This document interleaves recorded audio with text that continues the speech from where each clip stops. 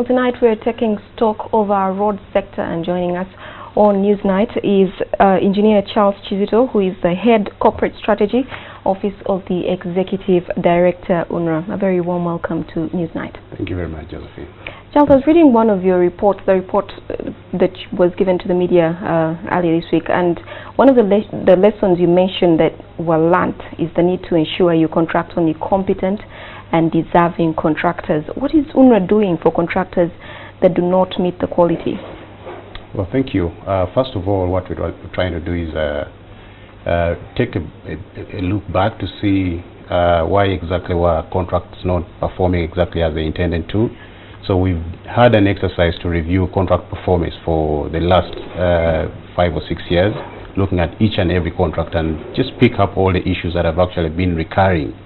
And that is actually informing the decisions that we're taking in terms of improving contract management, both internally and the way we're going to manage the contractors that are bidding for future contracts. The intention of this exercise is twofold. First of all, we want to ensure that we actually have deserving contractors, but also that we actually get value for money from all the investment that we're putting in all the roads.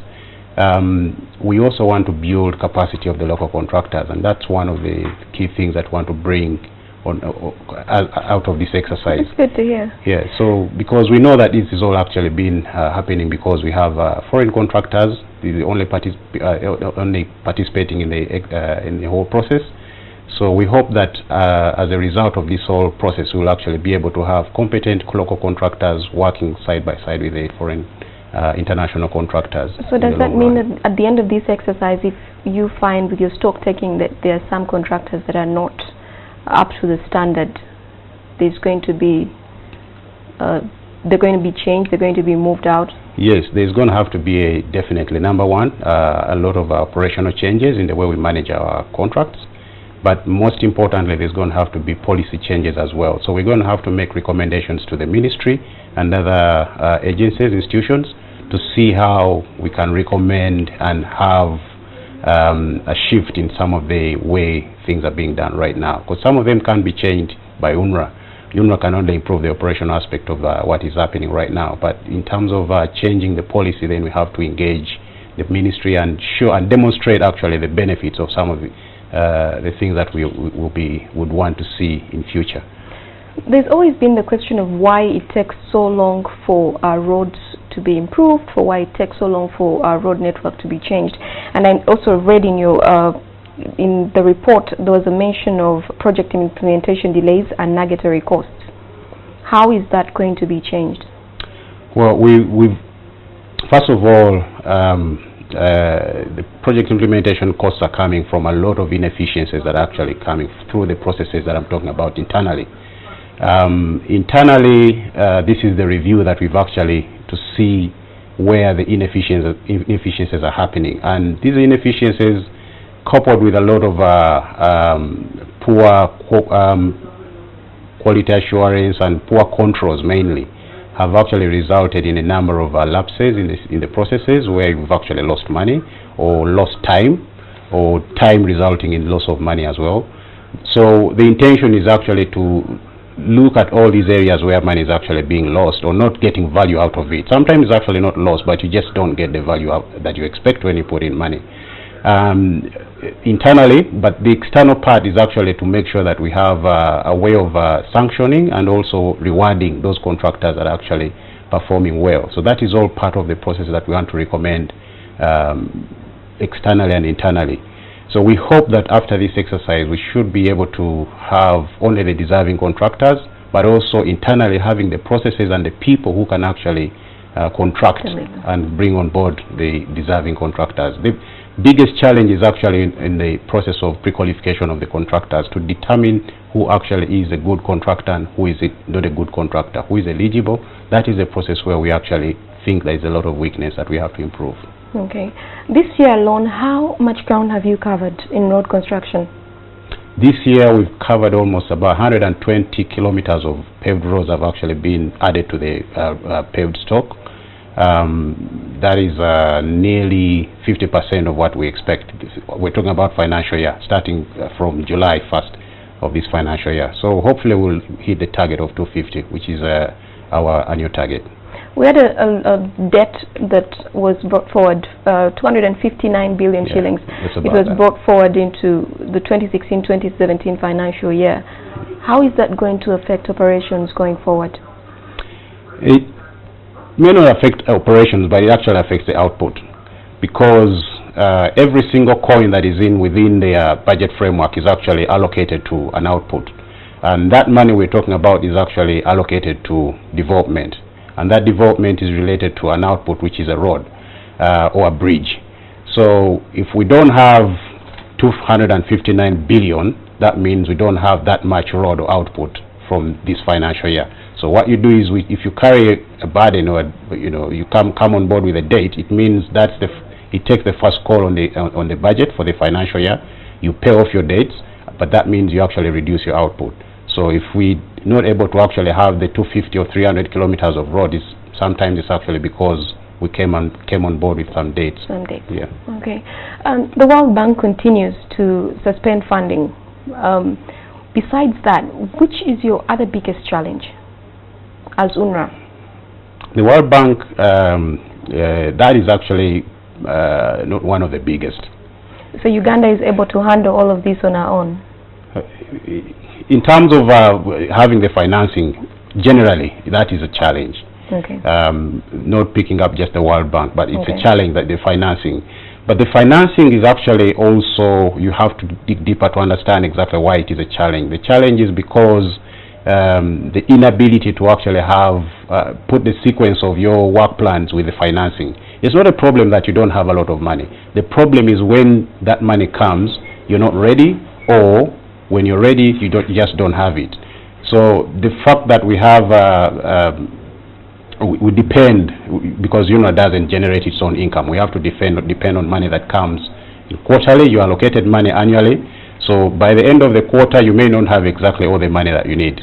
But you have work has to proceed, and you have a work plan that you actually have to implement accordingly. So some of those challenges in terms of financing actually are bigger than not having the money itself.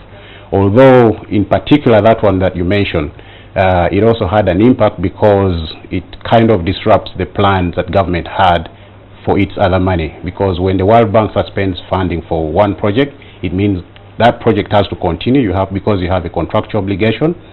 So that means government has to pick from other projects that haven't started to actually continue with the implementation of the ongoing project.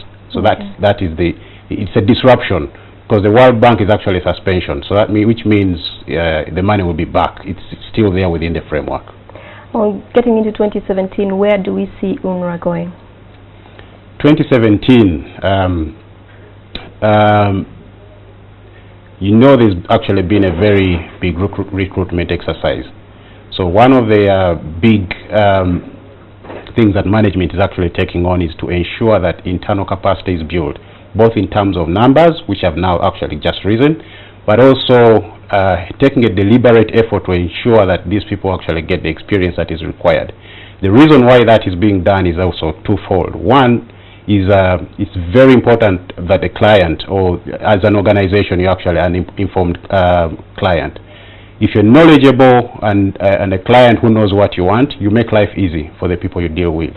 If you are going to rely entirely on the private sector and the people who actually give you the services, but you hardly know what you need and don't even know how they do it, that's a big challenge. So that is one of the #1 things that actually management is taking on, to ensure that there is capacity in terms of numbers, but also in terms of acquiring the required experience.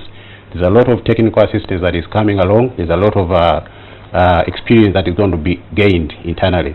Secondly, it is also the obligation of government to actually supply the market or the sector with people who are competent to do their work.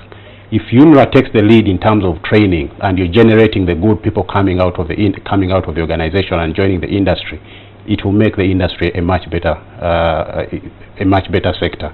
And that is what we see coming out of this coming year. A lot of experience being gained by the people, and our interaction with the private sector increasing. So we're looking at personnel come 2017. Absolutely, much better personnel. Okay. My final question to you, Charles. We've seen a lot of police presence on Masaka Road. This is part of Fika Salama. Yes. That UNRA conceived. The idea was conceived by UNRA.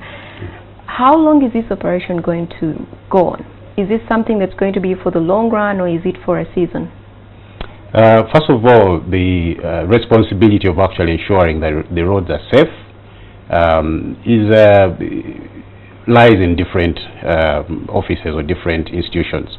UNRA has its own obligation, the ministry has its obligation, and the other sector players who actually have a role. But UNRA, you know, because you cannot look away when you've constructed a road. It's a nice road and people are dying on that road. You really have to come and, you know, join hands and see how you can actually change. You're partly to blame for that. Absolutely. You know, nobody really wants to ask the questions who is to blame. It's just that it's happening on your road. Yes. So that's why we had to sit down and find a way of how we can mitigate some of these risks on the road. But the key thing is that the ministry is actually preparing a more robust program. This is something that will continue. But it's actually been popular, and it's actually been very helpful. I think you've seen in the report about 10,000 culprits have been apprehended. And if it continues with other parts of the road corridors where these accidents are occurring, I think it's going to be a big thing. So yes, it will continue, but under the leadership of the ministry, as we have different mandates. So we have to work together to ensure that the roads remain safe throughout the year. So that is UNRA, the Ministry of Works, and the police? Police, yes. Okay. Well, thank you very much, Charles, for taking the time to speak with us. I have been speaking to Engineer Charles KIZITO, who is the Head of Corporate Strategy in the Office of the Executive Director, Uganda National Roads Authority. And that was Newsnight.